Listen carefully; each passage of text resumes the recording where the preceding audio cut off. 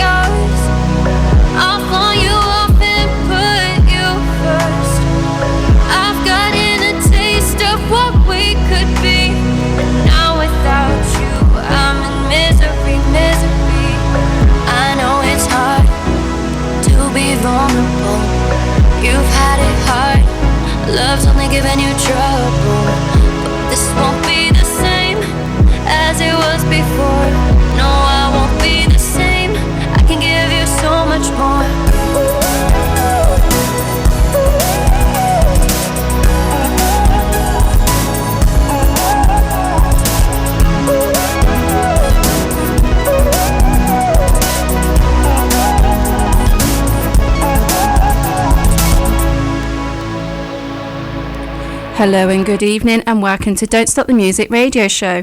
My name is Peggy-Sue and I am your host. The song you just heard there was made by my guest this evening, not quite sung. You'll hear why in a moment. So I'd like to welcome to the studio John Buckle. Hello, John. Good evening, Peggy. How are you? Yeah, I'm good. Suffering from the heat, but I'm real. Now, that wasn't you singing on that, but you did make that song. I did, yeah. I'm an electronic musician, keyboard player, and I work composing tracks, and I use singers from places like Fiverr and Kontakt and some of the AI programs where you can write your own words and the singers sing the music for you. But all of the music is basically put together. I predominantly use Arturia synths and Roland sound banks, Korg sound banks, so it's all virtual synthesizers and sounds, but in a digital recording studio. So yeah. So that song there was called Misery. So what's the story behind that song? That was actually written for my wife. And, okay. Sorry. And it was basically about our first marriage. and then a second marriage now that we're in. So she loves rock music, my wife Yvette, and I put that together for her. Aww. Because it's her has to put up with the hours of me disappearing into studios and not coming out until, of course, everything's finished. So. Yeah. Oh, well, that's quite... Yeah, okay, I'll let you off then. It's just got the misery title. Okay. Yes, absolutely. But that song was written in because my wife's a kind of rock fan. Yeah. So that was written around a kind of 80s big rock band, big synthesizers, big pads kind of feel. Yeah. The big arm pads and massive shoulders, yeah. And the big poodle hair. Yes. So what was that? The bouffant. Exactly. So that's fine. So how did you get into the electronic music industry side of things? Yeah, I was from an early age. My mum was in electronics. She was a production manager actually at Texas Instruments, and when I first started work as an apprentice, I was working in microelectronics, and a few of the people they used to build synthesizers, you could buy them from companies like Maplin and then design onto them. So in my early teens, I was building synthesizers and messing around with them. My sister played the piano and had piano lessons, so I used to watch what she was doing. Yeah. And then, of course, learn as much music and as much theory as I needed to, really kind of techniques and fingering to adapt that onto synthesizers. I mean, I do play the piano, but not like a pianist can. But in the digital world, of course, you can make up for errors and timing and things. Yeah. When you're composing, it's all about going back and thinking about what you were doing and then starting again. Yeah. Because a lot of the synthesizers have started coming back again, haven't they? Coming back into fashion in a way. And I think for that, I would say one of the things that's helped that was the series Stranger Things. Yes, because it was all 80s styled, so even though they did use 80s music in there, but what I mean is that it was more styled to the 80s as well, and that has brought it back. Oh, definitely. I mean, when that came out, funny, I did a piece of music for SoundCloud, which was based on Stranger Things, which was 11 and 1 make 12, so that was a kind of good track, using their sound library, actually, and then reproducing that, because it's an incredible piece of work, that soundtrack by the two musicians on there. So, I really enjoyed that. And that's the kind of thing that inspired me. From the early kind of 70s, my first concert I went to was a band called Tangerine Dream, and that was at Coventry Cathedral. They did a show there, which you can see on the internet actually today, and they were an inspirational, to me anyway, electronic music band, experimenting in art forms. They lived with Salvador Dali at that time in Spain, so they were kind of a part of a group that were experimenting in art and music and trying to form, merge that into one form. So I got into that and I thought, wow, this is just amazing. So that's quite good, because music always has that inspiration somewhere, and you are inspired by things around you. Yes. Now you work in IT. I do. So that kind of... So how do you go for it? Because it is sometimes... I know that I work in IT as well, so it is something different. When you work on systems or you're working on computers all the time and things like that, and then you come in and you're doing... So I've got a desk in front of me, which is just knobs and sliders, and obviously I've got the screen to make sure everything's fine. How do you go from working in IT to going home and then suddenly you're staring at another screen, but it's to do with the synthesizer side of it? How do you differentiate? How do you get out of one and try and relax into the other?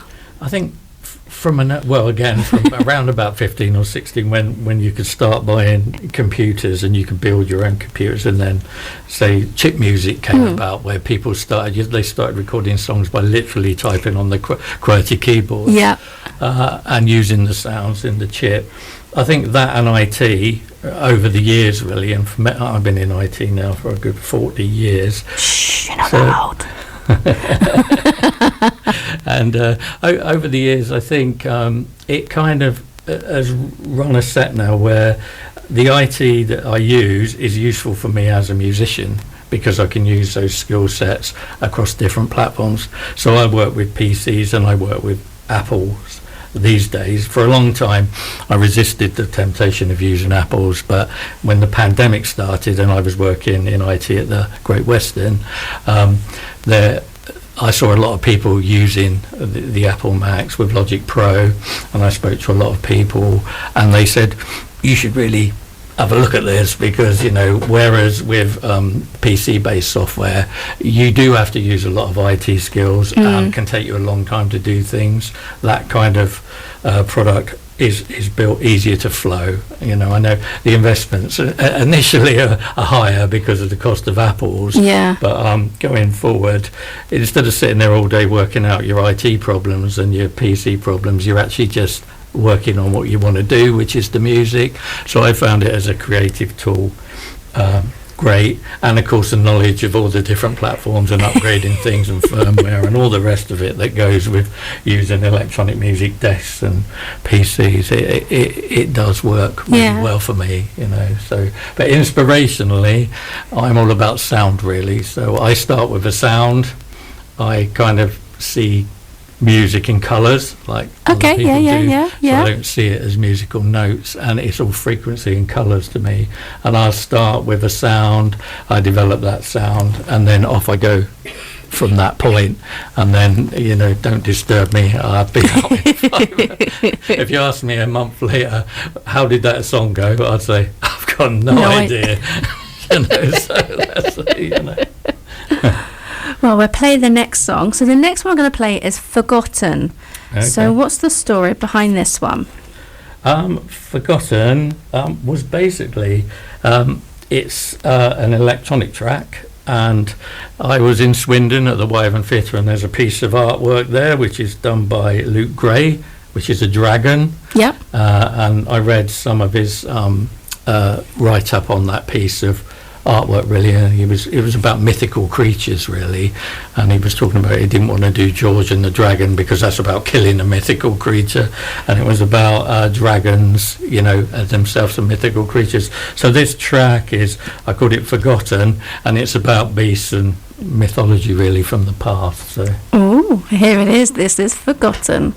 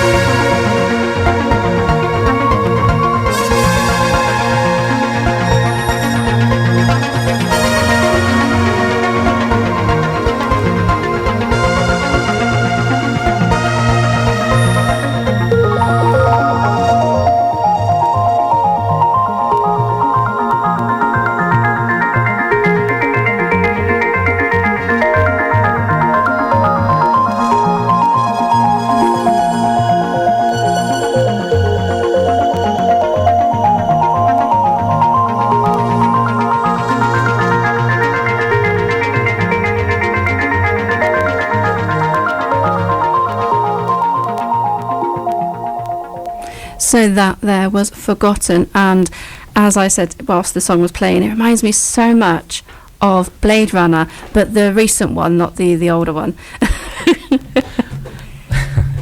Yeah, correct. And as we the sound libraries come from Vangelis, of course. So I love the kind of Vangelis sound libraries, and when you build up layers of kind of free sequences, they just come to life. Really, I find his sounds. So, so it's great fun. But that's the thing, isn't it? Because there's always people are gonna listen to music like I did for that one, and always hear something else. Yes. Even though you haven't copied it, you've not done that, you've not plagiarised, you've not done anything like that. But it's just that similar sound, or it could be just one note you could hear and go, "Oh, that reminds me of that." Definitely, it's very much like guitarists who choose the guitar they play, isn't it? You know, whether they're a Gibson Les Paul or the Fender kind of people, or whatever guitar they choose. Same with keyboards, a very kind of a personal thing, and from the kind of 70s and late 70s when you had huge synthesizers coming out like Polymoogs, which at the time, if it, put it into perspective, if that was around £3,000, I probably earned about £2,000 a year, and back then in Bracknell you could buy a 3-bedroom semi for £4,000, so that kind of explains to you the cost of that kind of device, although it'd probably be worth, in great condition, about 80,000 today if it had been played by a prominent musician. So and people, they were used in songs, different keyboards like the Roland's, the JX8 System 100s, those kind of things, and they have a very familiar sounding songs, and like a guitar, Guns N' Roses, using the kind of guitars he would use and Eric Clapton using his, and I think that builds over the years, and when you use that sound, that comes to you as well as the musician themselves, or something else in your life that you remember from that time just because of that piece of music. So. And I always say there is a song for every single mood. Yes. Every type, everything that's happening in your life, there is a song that will cover that what's happening at that time. Or a song that gets you kind of into a different mood. Definitely. Oh yeah, definitely one of my go-tos in the morning when you're going to have one of them days is Highway to Hell. Definitely AC/DC, and that song to me is one of my favourite go-tos when I'm in that, and I just want to get it all out of the way, have a good sing along over the windows, and off I go, sort of thing. Mine is when I'm a volunteer for the big massive steam fair they have at South Cerney in August, and just recently I've had a bit of input all the car club exhibitors. I've got to put all the information in and what they're bringing and stuff, and when I'm putting that into the database, one of the things I play is Jeff Wayne's War of the Worlds, and like I say, I can listen to that album over and over again, and that is one of the things I will put on because you can switch off to it, but you're not switched off to it because you just know what's going to happen next, and you just, even though it's in the background, it does get me in the mood, and I can just type away and just get on with things. Yeah, definitely. I mean, the singing, of course, and the narration by Richard Burton, of course, was. I do listen to the newer version as well. So the newer version is Liam Neeson. Oh, right, okay. And instead of Justin Hayward, it's Gary Barlow. Oh, right. So, yes, so the newer version, and there's just slight tweaks to them as well, which Jeff Wayne's actually done himself. So it hasn't been copied, it is actually Jeff Wayne that's done it. He's just done what's called the new generation version. Oh, okay. I'll have to have a listen to that. It's very good. And then if you want a really long version, there is on Audible. Other things other Audible books are audiobooks are actually available, but Audible have it because it's specifically open to Audible. They have Jeff Wayne's version of War of the Worlds, H.G. Wells' War of the Worlds, and it's read by mainly Michael Sheen. Oh, okay. And it's the way that one's read as well is very good. So that's about 5.5 hours, which I can listen to in one go because it still has the music by Jeff Wayne in there. And it is funny because you just hear something like a saying, or I'm off to London and I go past places, and I'll say something that's either from the book or from the musical.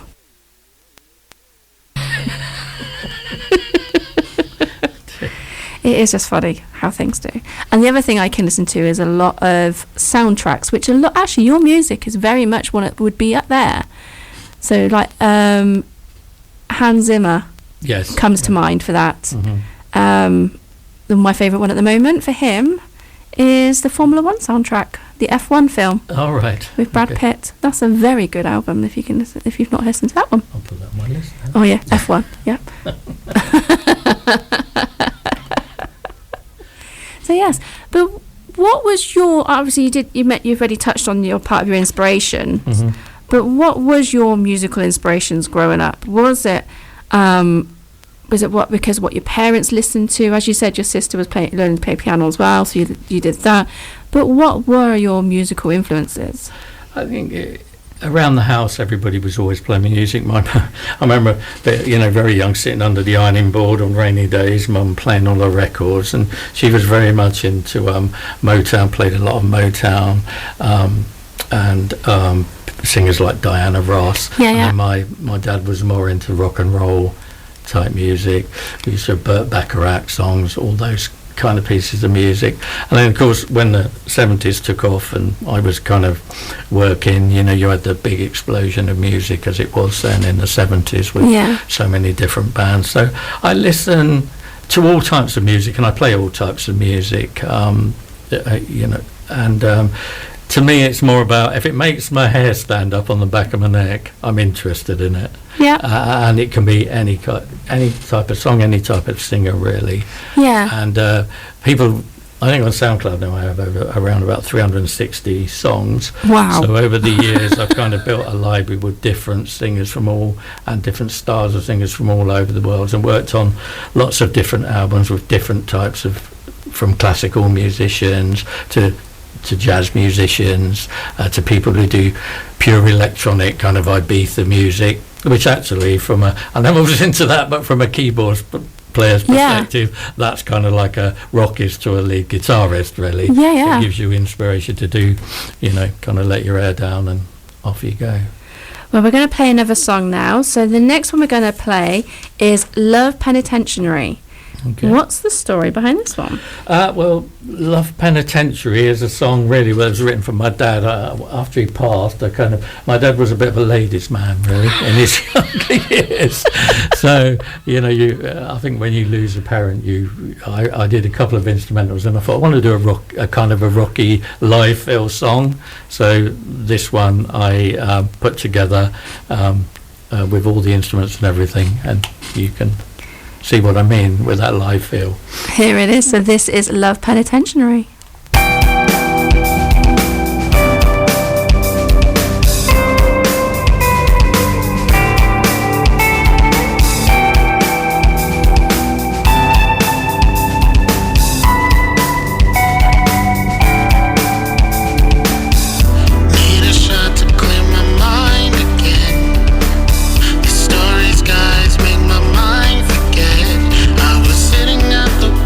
Night and played pretend.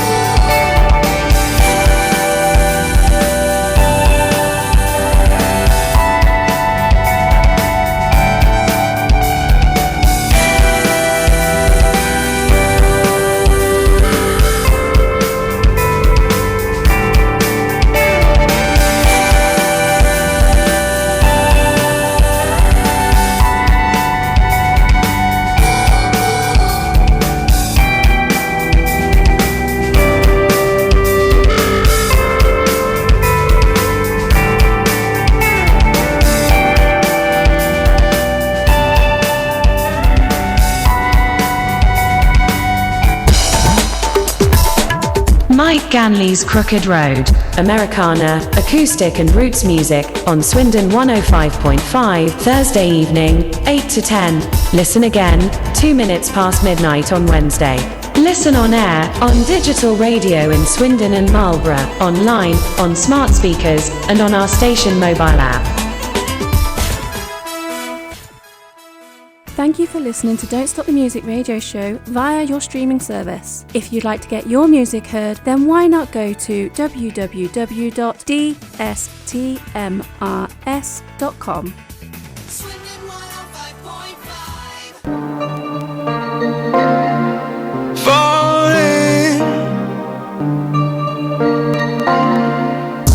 Catch me looking up when I feel down. Hard ice cold music too loud. Said you was wanting something real now. You know that my heart is yours to steal now. Feet on the edge, yeah, yeah. Messing with my head, yeah, yeah. Give me something true instead, and I'll be just fine on my own. Head in the clouds but it's ice cold. Feet on the ground where the night go. Say no lies if you say so. Really don't know what you don't know. Head in the clouds but it's ice cold. Be on the ground where the night go. Say no lies if you say so.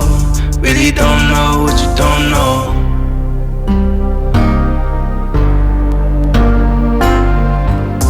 Running off the edge now. Catch me free falling. Oh, oh, oh.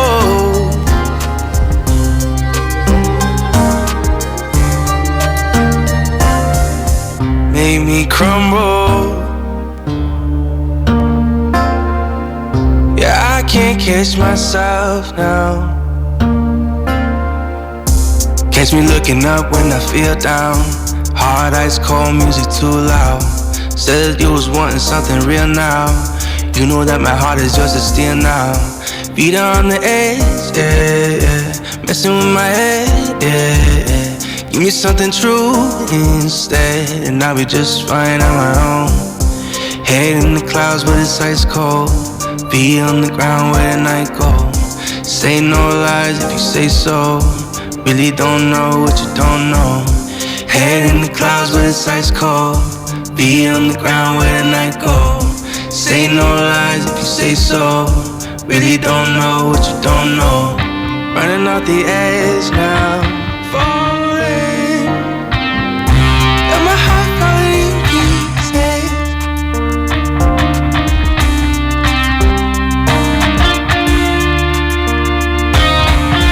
Falling. Yeah, I can't catch myself now.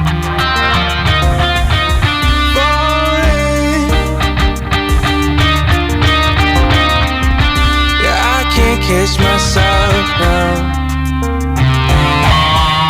Running on the edge now. Got my heart falling in pieces. So sorry about that little interruption in between our show there. But yes, we are back, so don't worry. Now, before we had that little gap, Love Penitentiary, as it was playing, I did ask you who the singer was, and you said it was Isaiah? Isaiah is the singer, yes. Yeah.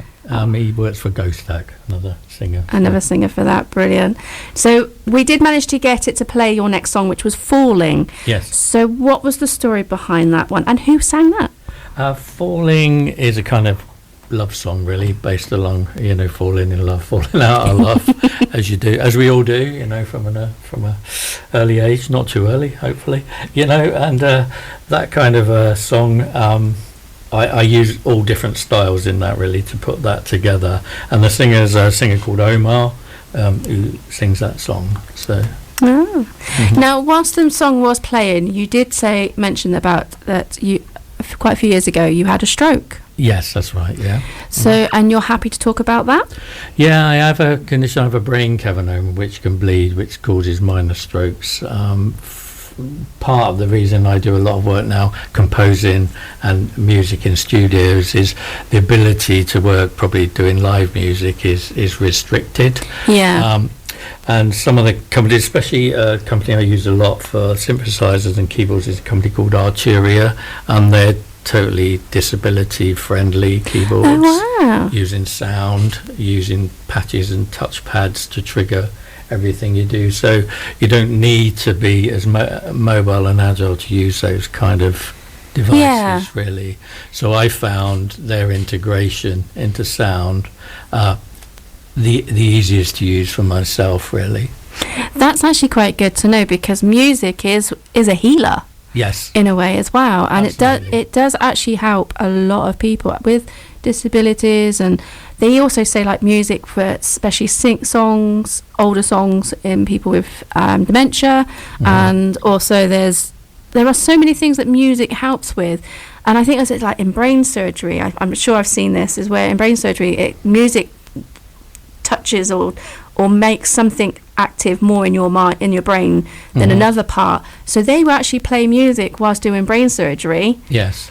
And when they can tell when they're hitting the right part because of the way the brain waves are. Yeah, exactly. Yeah, and it's I think from my perspective as well, I had frontal brain slight damage, which is that area of your brain, front left.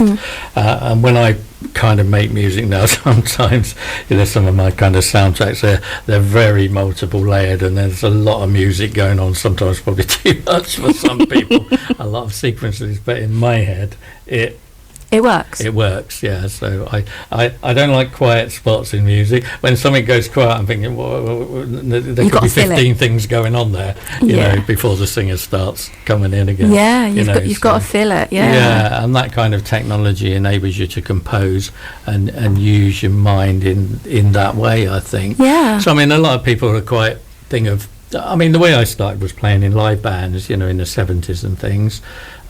So we did a lot of covers and a lot of our own songs, and around Reading and Slough, you didn't have the kind of X Factors and things. It used to be the battle of the bands at the top rank, so you'd all turn up, band after band after band, and then they'd vote for you in. So that was kind of no sound checks, off you sort of go. Yeah, really. that's it. And some of it you knew there was no sound check, but that was the best way to do it. But as you get later on in life and that kind of thing happens, it enables you to use technology to still do what you love, really. Yeah. And with the advent, I think in the pandemic, the use of the internet and things like SoundCloud, which I hadn't been in music for about, I played the piano still and had a piano, but I hadn't been working actively till the pandemic started.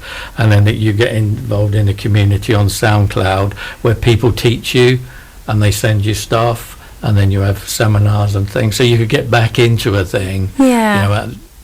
In your 50s or whatever, mid 50s and going forward, and you can learn the kind of technology and stuff you've kind of maybe were behind with. But I found the community on SoundCloud, what I find about SoundCloud is a massive musician community of people who are always willing to help you, from people who are fantastic musicians technically, to people who are more like me, sound-based engineers, really, who kind of work with frequencies and sounds to do things. But you can learn a lot from them, really. So. Wow. That's amazing, because as you said, it's another tool in a way, isn't it? It is. And even with AI, a lot of people say now with AI, I think it depends how much you use it. And what you do. I mean, for a long time, I use things like AI for tuning a song. So if a singer sends me something in, but don't tell me what key they're singing, I can just put it through there, and then within minutes, it can tell me all the chord structure. Yep. And then I can convert that into digital, and then I can start composing. Yeah. But using it, you can use it, and I know musicians who use it to do the whole piece. I think there's a lady called Kelly Bosch, something like that. She worked with Disney and the Dream kind of film academies there, and she does amazing films. And all of her music is AI driven, because she wasn't really a musician. But if you listen to that, that's taking it to that level. Yeah. But to me, it's perfect. The sound is perfect, and no one's perfect. You know, when you play in bands, you've had 6 beers or whatever, you're certainly not perfect. You know, you might end up back in the right place. But I think that, you know, all of it, if it speeds up production, and you can use it for certain things like that. Yeah. To me, it's a good thing. You know, so I do use AI as a tool at work, and it's something that is encouraged if you use it correctly. So when we're currently looking into upgrading our systems, and one of the things you've got to do is testing, but of course you can't use real, because I work for the Great Western Hospital, you can't use real patients, so you need to know what to put in for the OBS and everything to set things off, so because you need to start setting alerts off, and you need to make sure it comes up with different things. So AI is brilliant for that, because you need it to do it. And if you don't know, if you're not a clinical person, so I'm not clinical, it's not my role, it's just ideal for it to just say, right, this is what the temperature is to set this off, this is what that is to set that off, and it just works. Yeah, I just see it as a new tool in all the aspects, IT as well. You know what I mean? You know, you know, really, you know, what's come about with it in our job, in a job in IT, for finding information, and you know, the whole front end of service desk will change drastically using that. It will, most definitely. Right, shall we play another song? So this one is Space Eagle. So what's the story behind this one?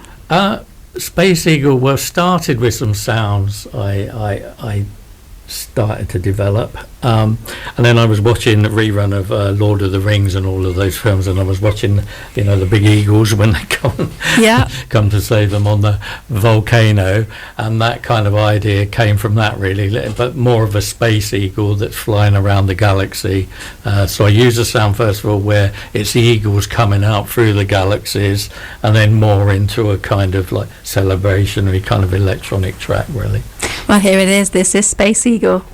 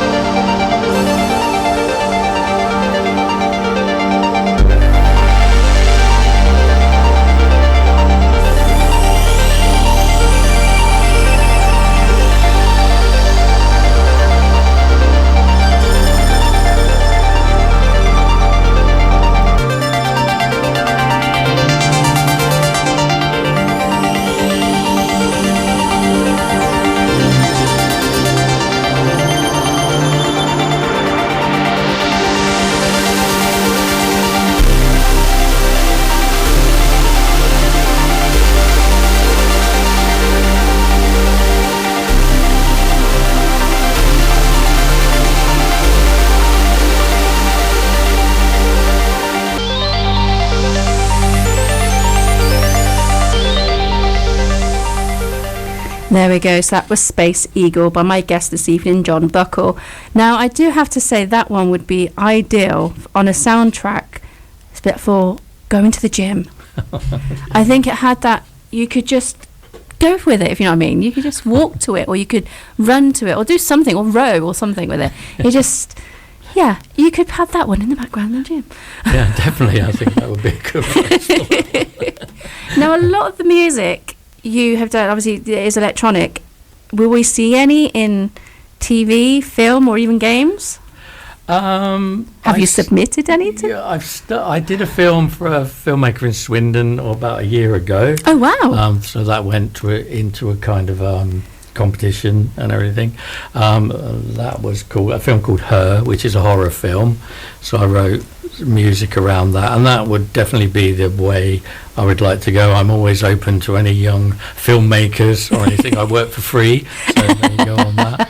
To really promote the music, and that is ideal for me, because from a creative point of view, in the kind of music I do, yeah, that's an ideal setting to work. That in. is, isn't it? Yeah. Yeah, definitely. So, because obviously I already mentioned that one of them sounded like it should be in Blade Runner. yes. So yeah, you can hear where it could be in films and or on a soundtrack like that one I just said, being Yes. for the gym, but that's not necessarily the gym. That could be on a TV show or something that they could use Yes. in that type of setting.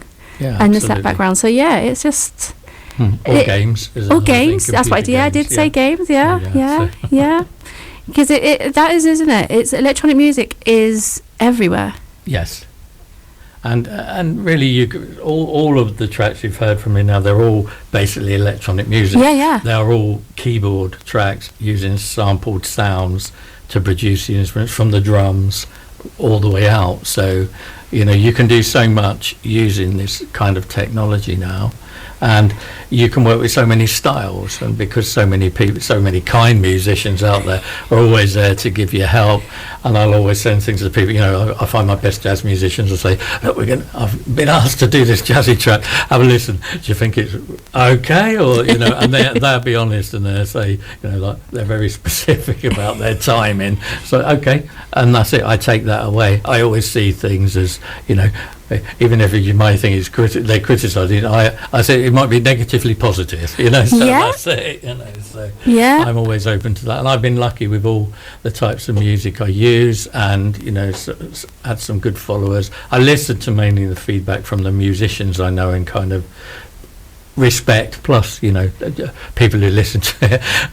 My wife sometimes, when I'm creating sound, she'll say, "Oh no, that one sounds like a knife in your pocket," so I know that's kind of not going to go down well with other people, really. So Yeah. But it is one of those things that, like, I remember when I was younger, and we used to when like the first Gran Turismo came out, or this is going to be like for those who play PlayStation 1, it was Wipeout 2097, and that had electronic music in it, and but it also had things like the Prodigy in with Breathe and things like that, and I think on Gran Turismo it was Garbage with As Heaven Is Wide, which, when you think about it, that's how people do come out and get their music heard. yes. Yeah, definitely. And I can see yours being used in those settings, and I would say definitely. How many songs did you say you had out on SoundCloud? Around 365 now, so yeah, there's quite a library on there.